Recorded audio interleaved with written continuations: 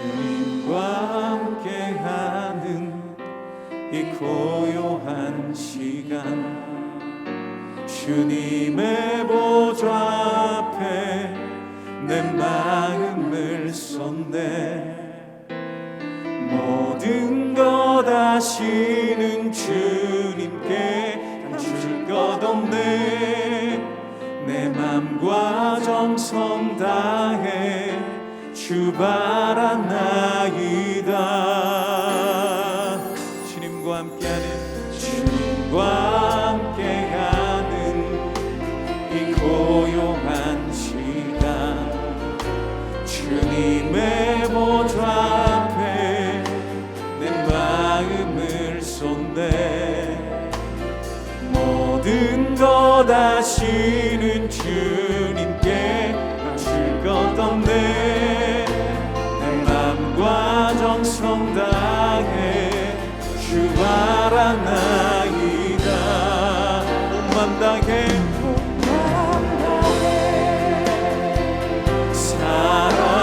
사랑합니다.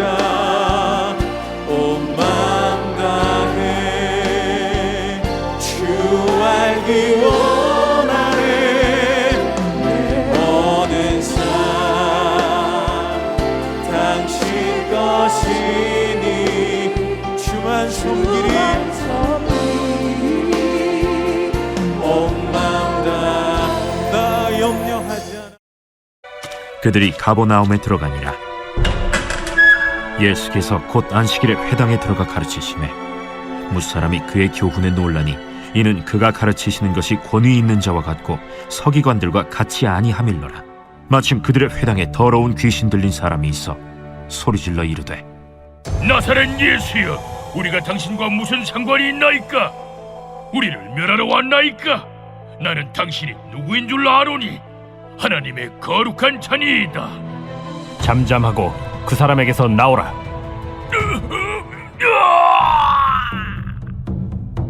더러운 귀신이 그 사람에게 경련을 일으키고 큰 소리를 지르며 나오는지라. 다 놀라 서로 물어 이르되, 이는 어찌미냐? 권위 있는 새 교훈이로다. 더러운 귀신들에게 명한즉 순종하는도다. 예수의 소문이 곧 온 갈릴리 사방에 퍼지더라. 회당에서 나와 곧 야고보와 요한과 함께 시몬과 안드레의 집에 들어가시니 시몬의 장모가 열병으로 누워있는지라. 사람들이 곧 그 여자에 대하여 예수께 여짜온대 나아가사 그 손을 잡아 일으키시니 열병이 떠나고 여자가 그들에게 수종드니라. 저물어 해질 때에 모든 병자와 귀신 들린 자를 예수께 데려오니 온 동네가 그 문 앞에 모였더라. 예수께서 각종 병이 든 많은 사람을 고치시며 많은 귀신을 내쫓으시되 귀신이 자기를 알므로 그 말하는 것을 허락하지 아니하시니라. 할렐루야. 새해 복 많이 받으세요. 민족 고유의 명절인 설날 이렇게 함께 모여 예배 드리시는 우리 모든 성도님과 또 모든 가정에 하나님의 귀한 말씀과 은혜가 가득 넘치는 복된 명절이 되시기를 주님의 이름으로 축복합니다. 오늘은 예수님의 제자 훈련이라는 제목으로 함께 하나님의 말씀을 나누도록 하겠습니다. 예수님께서 앞전에 우리가 살펴본 대로 제자들을 부르셨습니다. 제자들을 부르셨을 때 제자들이 응답하는 모습을 살펴보았습니다. 제자들을 부르셨고 이제는 그들이 어떻게 해야 됩니까? 훈련해야 되겠죠. 우리의 신앙생활도 이런 제자 훈련이 필요합니다. 우리도 주님 앞에 부르심이 있습니다. 그러면 그 부르심에 우리가 응답해야 되겠죠. 그리고 잘 훈련받아서 하나님 나라에 쓰임받는 자들이 되어야 합니다. 오늘 본문은 바로 예수님께서 제자 훈련하시는 내용을 다루고 있습니다. 그 중심이 무엇입니까? 크게 두 가지로 살펴본다면 말씀과 치유의 훈련이었습니다. 더 깊이 살펴본다면 가르치고 또 치유하고 전파하는 그 사역을 훈련시키셨다라는 것입니다. 우리 더사랑의 교회 비전이 바로 THE입니다. 이 훈련을 시키셨다라는 것이죠. 그러므로 훈련은 꼭 필요합니다. 훈련을 통하여 우리 모두가 하나님 나라에 귀하게 쓰임받는 믿음의 종들이 되시기를 주님의 이름으로 소망합니다. 그럼 한 가지씩 한번 살펴보도록 하겠습니다. 먼저 첫 번째, 말씀 훈련입니다. 예수님께서 회당에 가셔서 말씀을 전하셨습니다. 이 말씀 증거하는 것이 바로 제자의 모습이다라는 것을 보여주고 계신 것이죠. 21절 말씀에 이 가버나움이라고 나오죠. 여러분, 나움이라는 단어는 위로라는 뜻입니다. 가버는 가파르, 마을이라는 뜻입니다. 그러니까 무엇입니까? 위로의 마을이라는 뜻입니다. 예수님께서 이곳에서 사역을 제일 많이 하셨습니다. 가버나움에 있는 회당에서 말씀을 전하셨습니다. 회당은 여러분 어떤 곳입니까? 성전이 무너지고 난 다음에 바벨론으로 포로로 끌려갔습니다. 그때에 회당이 지어졌습니다. 왜요? 성전이 무너졌기 때문에 성전이 없으니까 거기에서 회당에서 예배를 드리고 또 말씀을 배우고 기도하고 그랬던 곳이 바로 회당입니다. 회당은 교회의 모형이라고 말할 수 있습니다. 그때도 그렇고 지금도 그렇지만 이 완벽한 회당은 없습니다. 완전한 교회. 그러나 예수님은 그 회당을 마다하지 않고 그곳에서 말씀을 전하셨습니다. 요즘 우리 가나안 성도라고 그러죠. 가나안 성도가 많습니다. 안 나가고 그냥 인터넷으로 예배 드린다라고 붙여진 이름입니다. 신앙생활은 여러분 혼자 하는 것이 아닙니다. 모이기를 힘쓰고 예수님의 피값으로 세우신 그 교회에 열심히 나가서 예배 드릴 수 있는 모두가 되시기를 바랍니다. 그곳에서 예수님은 말씀을 증거하셨습니다. 그랬더니 영혼들이 살아나고 정말 깜짝 놀라는 일들이 많이 일어났다라고 말씀하고 있습니다. 그러면 예수님께서 그곳에서 무슨 말씀을 증거하셨을까요? 복음을 증거하셨겠죠.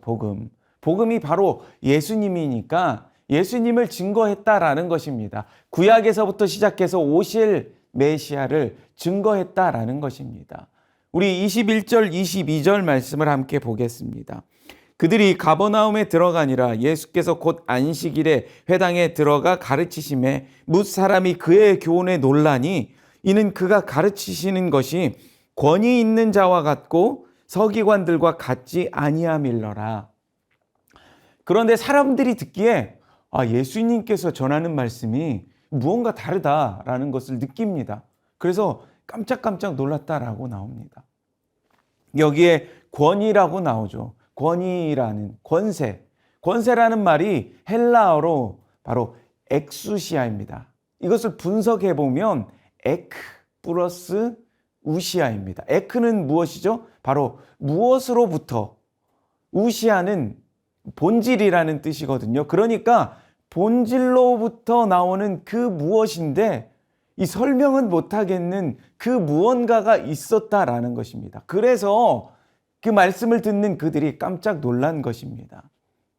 우리가 하나님의 말씀을 권위 있게 증거할 수 있는 방법이 무엇입니까? 여러분, 우리에게는 성경이 있습니다. 하나님께서 내게 주신 그 말씀이 있다라는 것입니다. 하나님께서 우리에게 말씀하십니다. 이 각자에게 받은 말씀이 바로 이 본질로부터 나온 말씀이다라는 것입니다. 그러면 이 받은 말씀으로 담대하게 우리가 증거할 수 있다라는 것이죠. 그러므로 받은 말씀, 이것이 굉장히 중요한 것입니다. 예수님의 제자라면 바로 받은 말씀이 있어야 한다라는 것입니다. 사랑하는 성도 여러분, 오늘도 하나님께서 주신 말씀이 있습니까? 우리 각자가 받은 말씀이 있어야 한다라는 것입니다. 그 받은 말씀 붙들고 오늘도 이렇게 능력 있게 살아가는 축복된 하나님의 자녀들이 다 되시기를 주님의 이름으로 소망합니다. 두 번째 살펴볼 것은, 두 번째는 제자 훈련의 내용이 무엇입니까? 바로 귀신을 쫓아내어야 한다라는 것입니다. 다시 말해서 영적 전쟁이 있다라는 것입니다. 여기 보니까 회당에 들어갔더니 귀신 들린 사람이 있었습니다.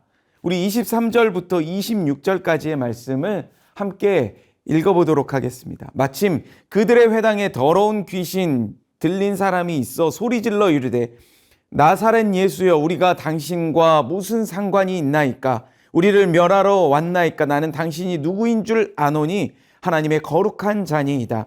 예수께서 꾸짖어 이르시되 잠잠하고 그 사람에게서 나오라 하시니 더러운 귀신이 그 사람에게 경련을 일으키고 큰 소리를 지르며 나오는지라. 여러분, 우리가 잘 아는 C.S. 루이스가 귀신에 대해서 이렇게 설명했습니다.